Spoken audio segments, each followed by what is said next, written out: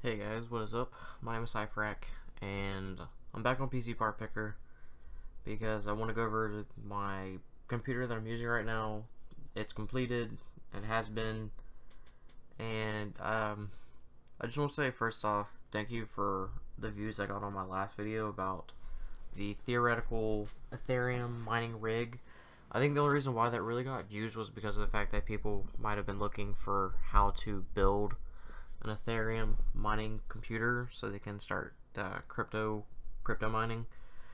But anyways, like I said, I just want to say thank you. I appreciate it. So for this video, I'm going to be going over the computer that I'm using right now, the one that I've been building, and it's now complete. I'm in the process of upgrading it. So here's a list of parts right now. The wattage, well, I guess I'll go over that starting from top to bottom. The computer uses between 58 to 261 watts depending on what is going on with the computer. 58 being probably just initial startup, and then 261 is everything being pushed to 100%. That's not bad at all. It's actually pretty power efficient. Granted, these parts are very, very power efficient for the most part, and the overall price was $840.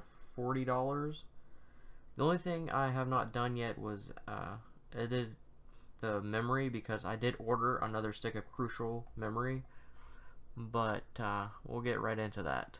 So to start off, as you can tell from the list, it was the Intel Core i7-6700K. I never really intended to go with a unlocked processor for this. I was going to go for a locked 6700 or a 7700 just so I can have an i7, but on Amazon there came a time when this was $277.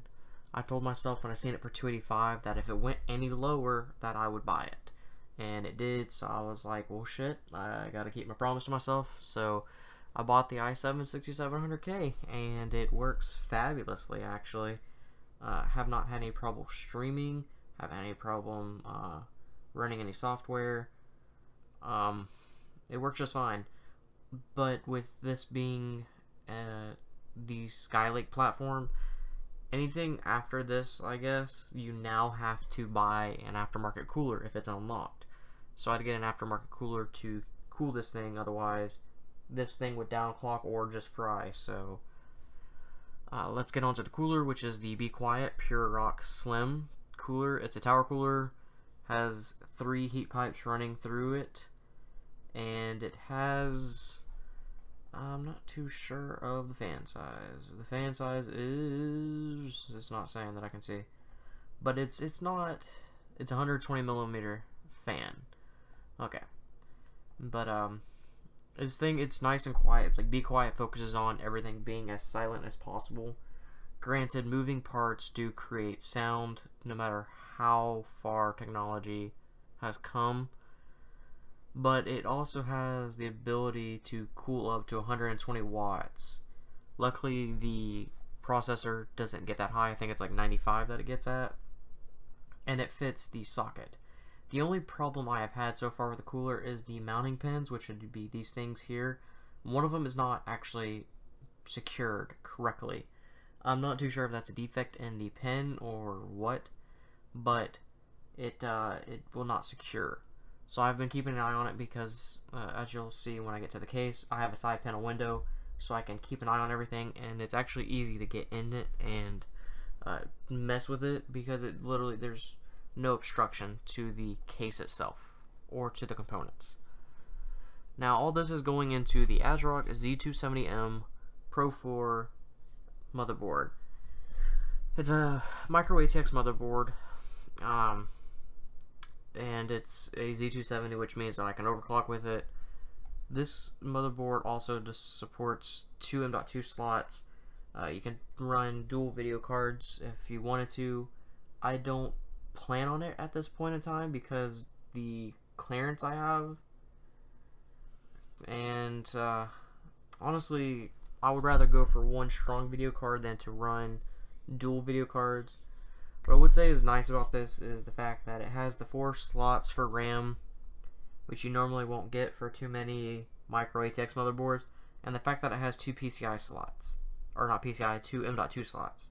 So you have one here on the stripe, and you have one right below the, I would say that's the North Bridge, maybe? I don't remember which, and Intel has. AMD has a North Bridge and a South Bridge. Intel, I think, has a North Bridge. But you have one at the bottom and one in the middle, so it gives you a nice option. You got your USB 3.0, you got 2 of them, you got 2 SATA ports here, and then 4 here. Yeah, it's honestly a nice motherboard. I was looking for something that was going to be a little bit wider than this, that way I could have my LED kit reflect that color, but they didn't have any in this form factor because I was wanting to go with a smaller computer this time. So that being said, this was like the closest thing I could find that was unlocked or would allow me to overclock, because I found, I believe, an H170 motherboard that was solid white, which was perfect, but then I got the 6700K and it was unlocked, and in case I want to get into overclocking, I wouldn't have that option. I have to buy a whole nother motherboard, disassemble and reassemble. So I ended up with this. I don't regret it though, because this is a very nice motherboard. For RAM, we have the crucial 8 gig DIMM of RAM. Just a single DIMM. This honestly is working just fine. The only problem is I'm actually maxing out the RAM because I'm playing modded Minecraft right now, which loves RAM. So I did order some more of this, and I should be receiving it within a couple of days. And granted, this doesn't really fit with the color scheme, but I actually have that, well, not taken care of, but I have it planned out how I can take care of it, which I should show you at the end of the video, saying how this is about my computer and my potential upgrades. Okay, so for storage, I have the Seagate 1TB Barracuda hard drive. It's a 7200 RPM 64 meg cache hard drive. I had this lying around because I did use it in my last computer, but the hard drive doesn't have enough storage, and so this is just gonna be a temporary drive. This might be a drive that I just move around to computers just to get it up and running. But as for performance, it performs just fine. I think boot times might be a little bit slower. This hard drive has over 4,000 hours of use onto it, so it is pretty used actually. But other than that, I have no problems with it. So moving right along, for the video card, we have the Gigabyte GeForce GTX 1050 Ti. I do not have this one. I have this one here. So this is, I believe, what they call the WindForce edition, not the G1 Gaming. And the way I can tell is the backplate on this one is solid black, and it also does not show you or tell you when the fan is off, whereas the one that was showing tells you when the fan is off. But other than that, this is a very nice video card. The backplate is very sleek. I would like to actually do mods with this where I paint some of the designs in it. So paint maybe some of these, do this, do these pieces here, paint them white, give it a little bit of color. That way it will kind of accent the rest of the build, because you don't see the orange. Like, you see the orange of the copper heat pipe, which would be this, but then you see just a lot of black. And the way I sit, I see the top of the backplate. So other than that, it performs just fine. I've played Overwatch with this. I've played Grand Theft Auto 3, Grand Theft Auto San Andreas, Minecraft. This video card actually performs pretty well. And when the graphics card is, I want to say, under a certain temperature, the fans actually stop spinning, which is nice because it helps keep everything quiet. So right now they're off. For the case that houses all these components, I have the Fractal Design Define Mini C with the window. This is a great case. Doesn't give you too many details on Amazon. I guess they took all of them off, but what is cool about this case is a lot of micro ATX cases only have 4 PCI expansion slots on the back, whereas this has, well, 5 covers. So that's a nice feature they've added. Not only that, you have the front here that comes with a single 120mm fan, then you have a 120mm fan in the back for exhaust. You have the top where you can add in a radiator for more exhaust, and on the back panel you have your sound dampening material, which actually makes the panel feel a little bit heavier. You got your nice glass, well, I'm not too sure if it's glass or plastic, but you have your nice window here, which lets you see your parts, and if you get an LED kit, makes it look that much better. You even get a little cover here, which you can kind of see with the line here, right at the tip of the mouse, where you can pop that up and put in a larger radiator. So I believe this might support a 360mm radiator. I might, oh, I will find out, because I plan on running a custom loop in mine to cool the CPU and then hopefully cool the GPU, because I plan on upgrading the graphics card to possibly a 1070 or 1080. So I'll find that out. It even has, you can even see in the reflection here, it has a dust filter in the bottom, which is nice because it helps keep the inside cleaner. You need to make sure you clean your dust filters though. So moving right along, we have the EVGA, well, this isn't it at all. This is what it is. The EVGA 450 BT power supply. It's a 450 watt power, 450 watt 80 plus bronze power supply that is non-modular.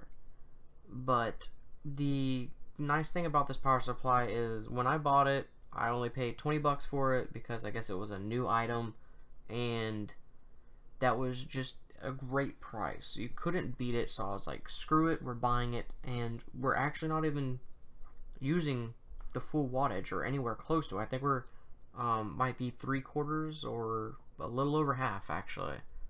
So that being said, the cables are nice because they are black sleeved. You don't see any ketchup or mustard, not even on the 24 pin. So everything looks kind of sleek. To illuminate the case, I got the NZXT Hue RGB color changing LED controller with the white plastic cover with the purple LED in it. And I got this, and I'm gonna say this is amazing. Like, I don't know how I went so long without this, but then again, I haven't had too many cases that had a side panel window. This is actually my first one where the side panel window is clear. My last case that had the side panel window, the window was a darker tint, so you can't even see inside, even though it came with LED fans in the first place. So I'm only using 2 strips. They give you 4 LED strips. They give you extension cables. They give you 2 connector cables to it. It honestly is just a very, very nice thing to have, so you can show off your components inside. Right now I have it set to a white LED, but you can set to different LED types, like light types, light settings. You have strobe, pulse, like a wave, a spectrum. You even have a candle light flicker illumination, where it looks kind of like how a candle will flicker when you light it. It can do that too, and it even gives you like the light, like the candle light color as well. So that is something very nice. I love it. But yes. Now let me I wonder what it would be under, because of the fact that I clicked it on save for later. Ah yes, here we go. So something that I was going to do to try to help correct the straight up green RAM module, because green doesn't really go with the build. The build, it kind of is like a white, black, silvery color. I mean, you got like the copper color heat pipe, and then of course my yellow zip tie that I use for cable management in the computer. But the green is just, it's on the RAM module, and it's only one module right now. But I'm gonna get another one, or the other one's on the way. But anyways, I figured because they didn't come with heat spreaders, this would probably work just fine, because this is aluminum flame, so it's a silver color, it says on the thing. And I honestly believe this would actually make it look better, because this could reflect the color of the LED, make it shine a little bit better, or blend in a little bit better. I mean, I could go with something such as this, but once again, it does not really go with anything. So that being said, hopefully you've enjoyed the video. Thank you for watching, and I will be upgrading this computer in the future. I will be doing more builds. I want to get to the point where I can actually record me building computers, but I would have to get a camera, or I need to get a stand for my cell phone, even though cell phone video is awful. Even though the S7 that I have can record 4K, it feels like the frame rate is just not there. So thank you for watching. I greatly appreciate it. I greatly appreciate you viewing my last video. Anyways, I want you guys to just take care, have a good day, and hopefully I'll see you later. Bye bye.